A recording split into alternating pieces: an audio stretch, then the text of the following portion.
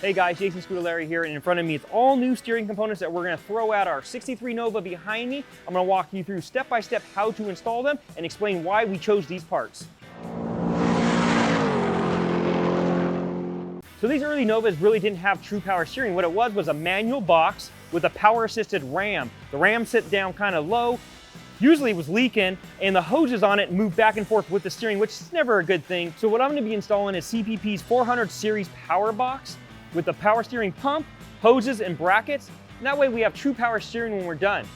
We also chose the 400 series box because it's got a quicker ratio, it's all brand new, and man, that's a whole lot better than the manual box that was in the car. So this power steering kit is going to be a huge upgrade, but you really want to pay attention also to all the wear parts from the tie rod ends, idler arm, pitman arm, and we're also going to be throwing a new center link in there. And you can buy all these steering components as one part number, a complete kit, or a la carte. Just be sure you get your car up on a lift or jack stands to see what parts you really do need. So all that's left is getting these parts off the table and onto the car. All right, so we're gonna go ahead and hang the power steering box. There's a few things we're gonna have to do. The manual box had 3/8 bolts. We have 7/16 now, a little bigger, so we're gonna drill the holes out. Also, where the pitman arm goes on the frame, we're gonna have to notch it a little more. Not a big deal. It's not gonna take any of the strength out of it, but it definitely needs to be done. So let's get going. All right, so I'm gonna go ahead and just put the bolts through the frame rail. I like to get them all started before I tighten anything up. That way, if you have to move it around a little bit, you can. And then we'll go ahead and tighten it up. Put the pitman arm up in place, and you're gonna see where, so this area here has already been notched for the factory manual box and pitman arm. We're just gonna notch it out enough to get that by there. All right, let's see what we can do now. All right. So I went ahead and cleaned our bracket that we took off our car that will hold our new idler arm. It still has the provisions for our assisted ram, which we're not gonna use anymore because we put a power box in. If this bothers you or you just wanna upgrade, CPP does offer a whole new bracket idler arm kit that will replace all this, and you can purchase that through CPP.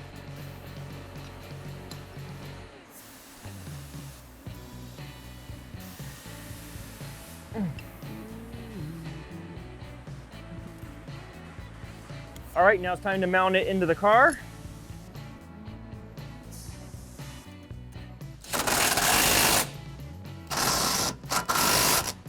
Go ahead and install the center link.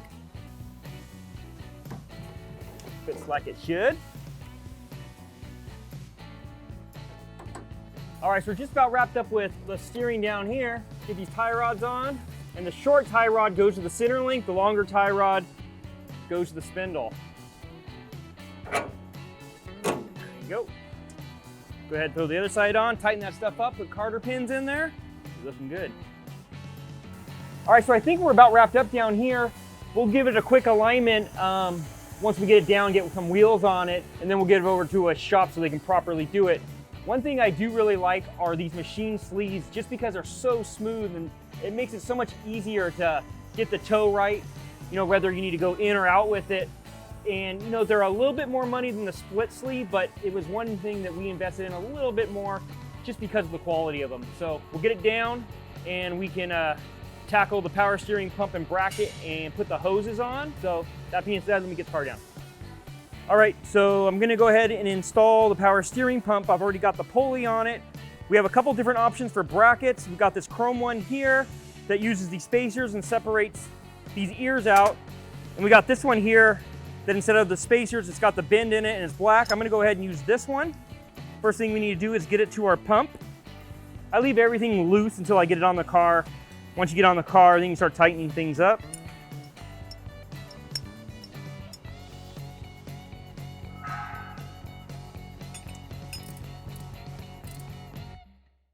All right, so now I got the belt on there. Everything's wrapped up. We're out driving the car.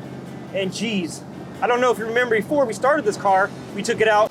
These cars didn't come with power steering. They came with a power assist ram. This one was completely disconnected, so we had nothing there. Now that we converted over to the 400 series box and all the linkage, what a difference. Not only do we have a quick ratio, everything's nice and tight. There's no play in the steering. The assist is awesome. So we actually have real power steering. which makes, you know, that U-turn in a tight parking lot super easy. Driving down, I mean, it's not over-assisted either. It's almost got a performance feel to the wheel as we're taking these turns. Absolutely awesome, great investment. 400 series box and some linkage, and we're good to go. That wraps up this video. If you want to see more on this car as far as suspension, brakes, and steering, click the links below. When you're ready for your high quality parts, visit classicperform.com or give us a call.